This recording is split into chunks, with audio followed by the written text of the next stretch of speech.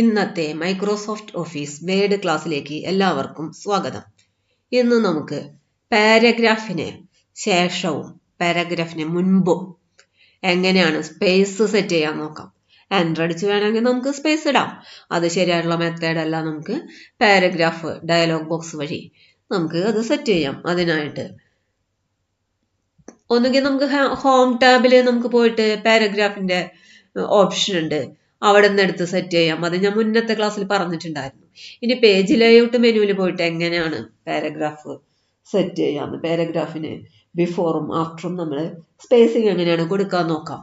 അതിനായിട്ട് നമ്മുടെ page layout, നമ്മുടെ പാരഗ്രാഫിൽ കഴ്സർ നിർത്തുക, പേജ് ലേഔട്ട് മെനു എടുക്കാം. ഇവിടെ കാണാം ബിഫോർ. നമുക്ക് എത്രയാണ് താഴെ ഡൗൺ ആരോയിൽ കൊടുത്തു കഴിഞ്ഞാൽ ഡിക്രീസ് ചെയ്ത് വരും. എത്രയാണ് നമുക്ക് വേണ്ടത് ഞാനിപ്പോൾ ഇട്ട് കൊടുത്തു. പാരഗ്രാഫ് ബിഫോർ സ്പേസിങ് കൊടുക്കുമ്പോൾ കാണാം ബിഫോർ നമുക്ക് സ്പേസ് കൂടി വരുന്നു. ഇനി നമുക്ക് ആഫ്റ്റർ സ്പേസിങ്, പാരഗ്രാഫിന് ആഫ്റ്റർ സ്പേസിങ്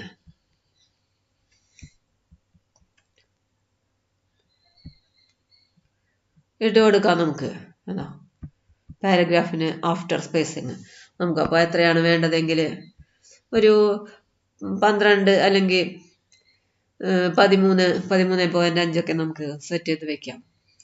ഇനി കൂടുതൽ ലൈൻ സ്പേസിങ് ഓപ്ഷനൊക്കെ കിട്ടണമെങ്കിൽ ഈ മൗസ് പോയിന്റർ ഈ റൈറ്റ് ബോട്ടം കോർണറിലേക്ക് കൊണ്ടുവരാം. അവിടെ ഒരു ആരോ മാർക്ക് താഴോട്ട് കാണാം. അവിടെ ക്ലിക്ക് ചെയ്ത് കഴിഞ്ഞാൽ നമ്മുടെ പാരഗ്രാഫ് ഡയലോഗ് ബോക്സ് കിട്ടും. അതിൽ നിന്ന് നമുക്ക് ലൈൻ സ്പേസിങ് നമുക്ക് എടുക്കാം. ലൈൻ സ്പേസിങ് എടുത്തിട്ട് ഡബിൾ ലൈൻ ബോർഡ് വേണമെങ്കിൽ നമുക്ക് ഡബിൾ ലൈൻ ഇട്ട് കൊടുക്കാം. അപ്പോൾ ആ പാരഗ്രാഫിൽ ഡബിൾ ലൈൻ സ്പേസിങ് വന്നിട്ടുള്ളത് കാണാം. ഇവിടെ ലൈൻ സ്പേസിങ് അറ്റ്ലീസ്റ്റ് ഉണ്ട്, 1.5 ഉണ്ട്, എക്സാക്ട്ലി ഉണ്ട്, മൾട്ടിപ്പിൾ ഉണ്ട്. എത്രയാണെങ്കിൽ നമുക്ക് ഏതാ വേണ്ടതെന്ന് വെച്ചാൽ സെലക്ട് ചെയ്യാം. മൾട്ടിപ്പിൾ ആണെങ്കിൽ നമുക്ക് ഇവിടെ 3, 4 കൊടുക്കാം. ഞാനിപ്പോൾ ഇവിടെ 3 കൊടുത്തു. അപ്പോൾ 3 ലൈൻ സ്പേസിങ് വന്നു. നമുക്ക് 0 ലൈൻ സ്പേസിങ് ആണെങ്കിൽ ലൈൻ സ്പേസിങ് എടുത്തിട്ട് സിംഗിൾ കൊടുക്കാം. അപ്പോൾ സിംഗിൾ ലൈൻ സ്പേസിങ് ആയിട്ട് വന്നു. സിംഗിൾ ആയിട്ട് ഇടുമ്പോൾ വളരെയധികം കട്ട പിടിച്ച് നമ്മുടെ ടെക്സ്റ്റ് കിടക്കുന്നത് കാണും. അതത്ര ഭംഗിയായിട്ടില്ല. അപ്പോൾ നമുക്ക് ഭംഗിയായിട്ട് അലൈൻമെന്റ് ചെയ്യണമെങ്കിൽ നമ്മൾ ലൈൻ സ്പേസിങ് ഒരു 1.5 ലൈനാണ് ഇട്ട് കൊടുക്കാം. അത്യാവശ്യം നല്ല ഭംഗിയായിട്ട് നമുക്ക് ഇങ്ങനെ സെറ്റ് ചെയ്യാനായിട്ട് പറ്റും.